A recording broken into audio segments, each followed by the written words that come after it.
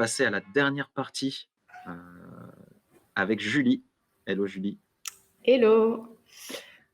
Dernière partie avec Julie. L'idée ici, c'est un peu d'élargir votre univers des possibles, regarder un peu, out of the box comme on dit, voir, aller au-delà de votre présence social media actuelle et détecter, les nouvelles opportunités de ce paysage mouvant qu'est le social media. Oui, tout à fait. Donc, moi, je vais vous parler en fait dans un premier temps, l'influence des réseaux sociaux, chinois et ensuite je vous donnerai, un conseil, bonus, concernant Snapchat.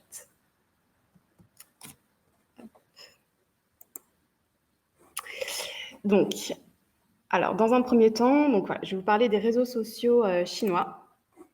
Donc, effectivement, on observe en fait que les réseaux sociaux des géants du social média chinois influencent très fortement en fait les usages dans nos pays occidentaux. Donc, on va prendre par exemple le groupe ByteDance avec TikTok ou Douyin qui est le TikTok en Chine. Et en fait, on s'est rendu compte que très vite, le concept des vidéos courtes qui encouragent la créativité des utilisateurs a vraiment pris en Occident de façon démesurée. Et Facebook, YouTube, Instagram, Snapchat, en fait, toutes ces applis occidentales en fait, qu'on pensait indétrônables viennent aujourd'hui totalement copier TikTok afin de pouvoir rester dans la course en fait. Euh, donc on a notamment par exemple les Reels avec d'Instagram, on a Spotlight de Snapchat ou même YouTube Shorts de YouTube. Et ce qu'on prévoit, c'est qu'à l'avenir, en fait, les plateformes chinoises auront encore plus d'impact sur nos usages du social media et se retrouveront encore plus copiés.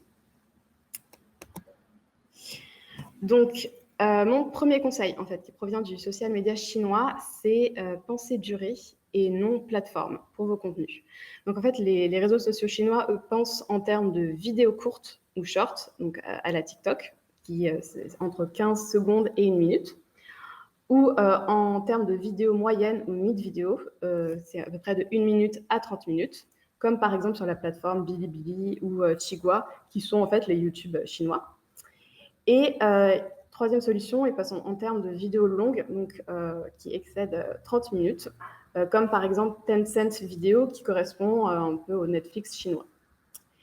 Et en fait, ils vont créer leur contenu en fonction de ces trois formats, avec vraiment une stratégie de communication, avec un message qui diffère en fait selon s'il s'agit d'une short, d'une mid ou d'une vidéo longue.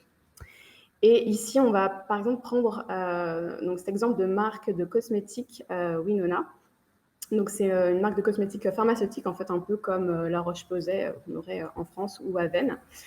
Et donc en format short, on va avoir donc en vidéo courte la réponse d'une professionnelle concernant une question récurrente qui provient de la communauté, et elle va répondre de façon rapide et efficace et dynamique en fait avec des animations créa.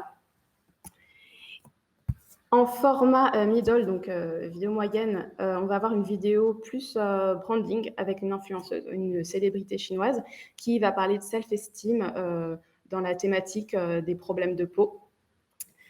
Et en troisième format, donc le format long, on va vraiment avoir un documentaire donc de plus de 30 minutes qui valorise vraiment le laboratoire en fait, de la marque Winona, avec des visites des clients en fait, qui viennent rencontrer les professionnels en posant des questions voilà, sur la fabrication des produits, des choses assez techniques. Donc voilà, 3 formats pour 3 contenus vraiment différents.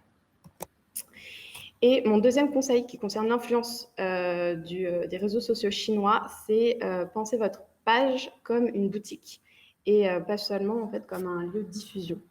Donc je vais vous donner en fait l'exemple de Douyin, donc le TikTok chinois, qui a lancé en fait sa fonction flagship très récemment pour les marques, et ça vient en fait compléter toutes les possibilités d'e-commerce qui étaient déjà mises en place par la plateforme auparavant.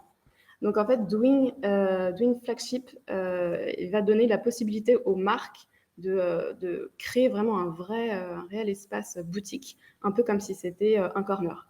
Et en fait, elles peuvent personnaliser cet espace en fonction de leur ADN et penser vraiment le parcours client comme elles le souhaitent, leur merchandising, etc., exactement comme elles penseraient le parcours client dans une boutique en réel.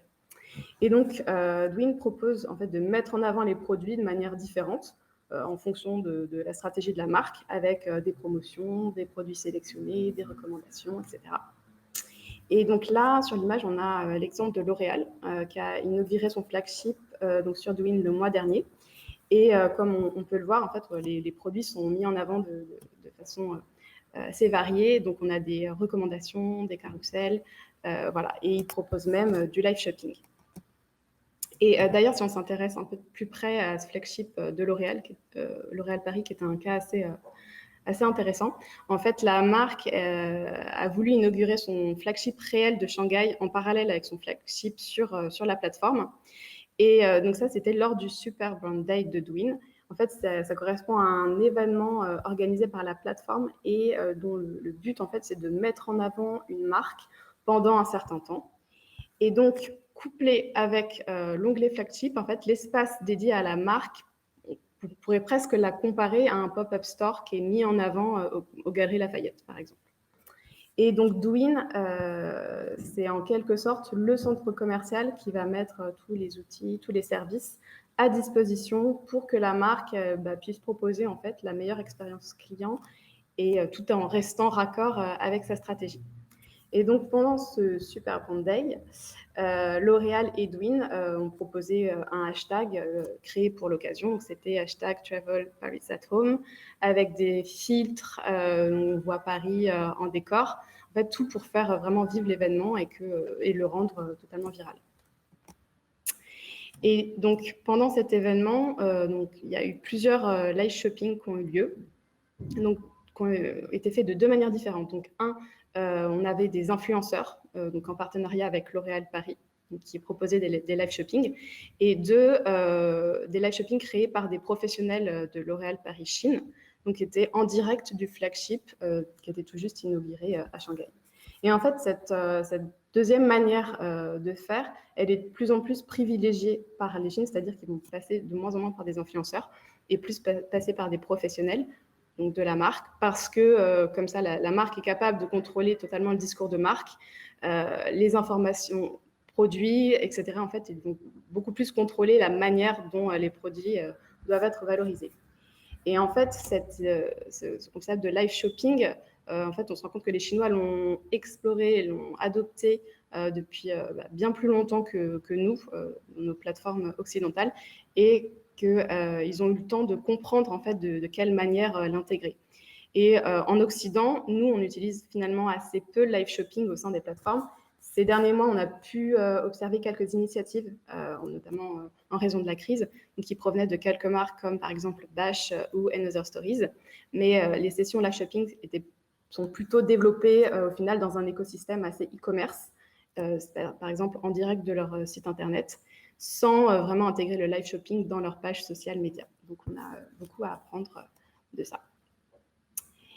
Et mon dernier conseil, c'est un conseil bonus. En fait. Voilà, c'est un bonus.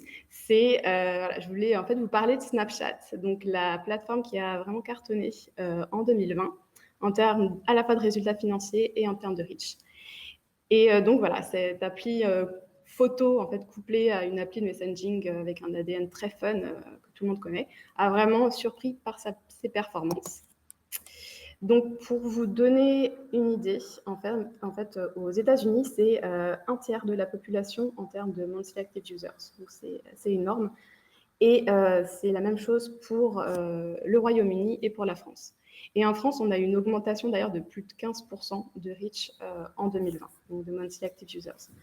Donc, on a beaucoup plus de monde sur la plateforme en 2020, et deux, ils font de plus en plus d'argent, donc ils attirent de plus en plus de marques.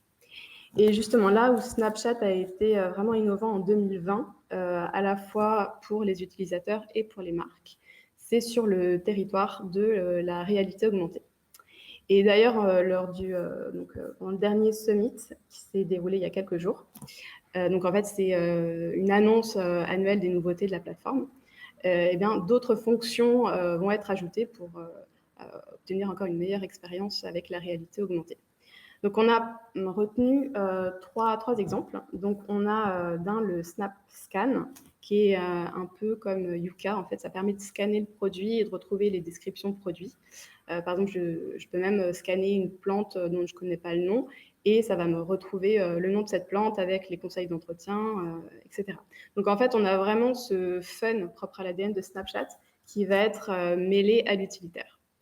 Et ça, c'est hyper intéressant. Et deuxième exemple, on a les virtual try-on, donc qui permettent en fait une vraie expérience utilisateur. En fait, ça leur permet d'essayer les produits de façon fun toujours. Par exemple, je vais essayer une teinte de rouge à lèvres qui correspond à ma carnation. Et voilà, tout ça directement au sein de la plateforme. Et ensuite, ça permet d'aller directement acheter le produit. Et dans les nouveautés qui ont été annoncées lors du summit, on a le screenshot. Donc en fait, c'est hyper intéressant. En fait, il suffit de scanner, je scanne un vêtement que j'aime bien pour retrouver en fait des looks similaires et l'appli va me les retrouver et va me rediriger en fait sur les sites marchands correspondants. Voilà, donc ce bonus, c'était pour vous dire de ne pas sous-estimer Snapchat. Et c'est fini pour moi.